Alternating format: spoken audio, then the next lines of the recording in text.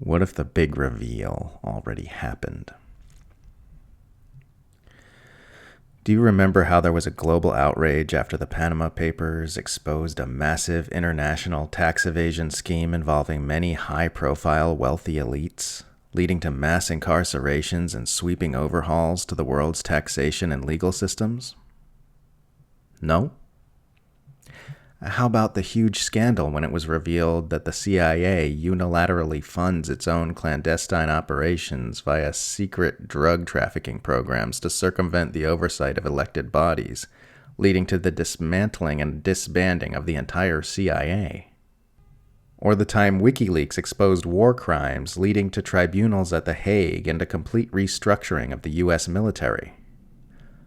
Or all the criminal investigations and paradigm-shattering arrests after we learned that powerful intelligence agencies have been using child sex slaves to manipulate our society via blackmail? You don't? That's weird.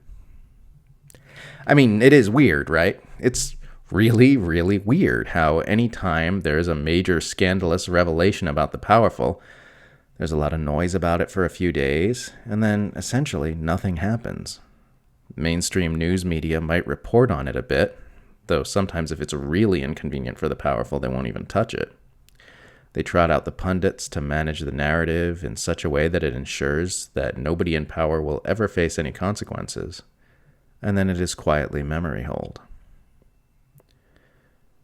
It's weird, but we can't deny that it is real.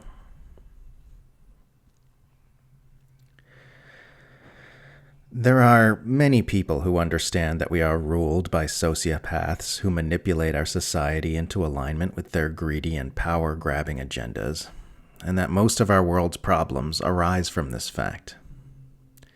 It is not difficult to see and understand this for yourself. There are more than enough readily available facts and evidence to make it abundantly clear to anyone with the time and willingness to look. Yet it remains a relatively fringe understanding, far short of the numbers it would take to make a real difference in our world.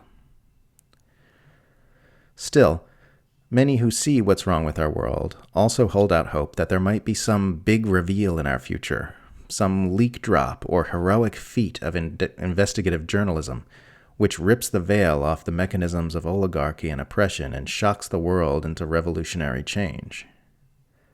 They think if there was just some unprecedented revelation about 9/11 or COVID-19 or the oligarchy, it would snap people's eyes open at long last to the fact that everything they've been taught about the world is a lie. This will never happen. We know this because if it were going to happen, it would have happened already. If facts and evidence were enough to open people's eyes and change their minds, then consent for the entire world order we are currently living under would have been rescinded as soon as we learned the Iraq invasion was based on a lie, or as soon as we saw the first pictures of the children in Yemen who are being starved to death with the help of our government, or any number of shockingly evil atrocities that the world's most powerful people have engineered right out in the open. The big reveal will never happen, because the big reveal has already happened. All of the information needed to show people that we are ruled by murderous tyrants who shouldn't be left in charge of their own children, much less a globe-spanning empire, is already publicly available. Any new information that got added on top of that would be treated the same way it's been treated up until now, narrative managed and memory holed into oblivion. Wouldn't matter if it was a leak drop exposing all the most horrific secrets of all the world's most powerful people. It would unpack in the same way it has always unpacked. The problem is not that we are lacking in sufficient evidence that we are living in an unacceptably dystopian oligarchic empire. The problem is that people can't see the evidence that is already available to them. Science already tells us that hard facts aren't enough to change someone's mind, and that we have whole cognitive defense systems in place to protect our pre-existing perceptions. It doesn't matter how much information is handed to someone if they are fighting like hell to prevent the death-like experience of having their entire worldview ripped away from them. The trick is finding new and innovative ways to breach those defenses. Whistleblowers, investigative journalists, and leak publishers do heroic work for which we should all be grateful.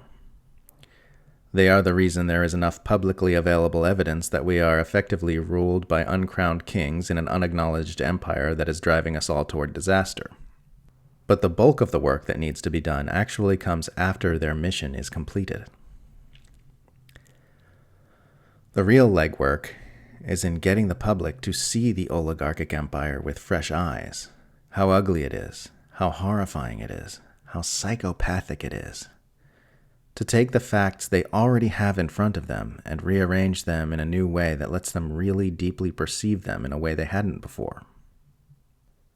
This is why I write so many articles about how creepy the empire is. I'm trying to provide new concepts and imagery to help people really grasp the true nature of this thing they've been marinating in their entire lives, whose propaganda they've been ingesting since they were children. It's like trying to teach fish to see water. Take mass media propaganda. The fact that the plutocratic class and government agencies collaborate with each other to manipulate the way the public thinks, acts, and votes is an indisputable fact that has been researched and documented for decades, but people don't see it. They don't get how rapey and gross it is that powerful people are actively messing with our minds all the time on purpose. Is just as freakish and depraved as any conspiracy theory about 5G nanobot mind control, but because people are used to it, they don't see it. Our job is to help them see it. And the cool thing is, we can all do this. We don't need to be a heroic whistleblower or daring investigative journalist. We just need a little creativity and a slightly different slant on things.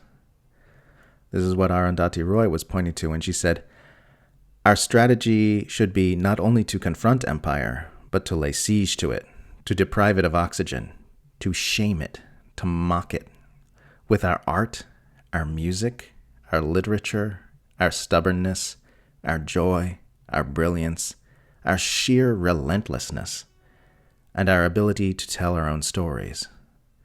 Stories that are different from the ones we're being brainwashed to believe." It is good to be a hard-hitting journalist or an expert conspiracy analyst, but because the big reveal has already happened, the real difference will be made by the artists.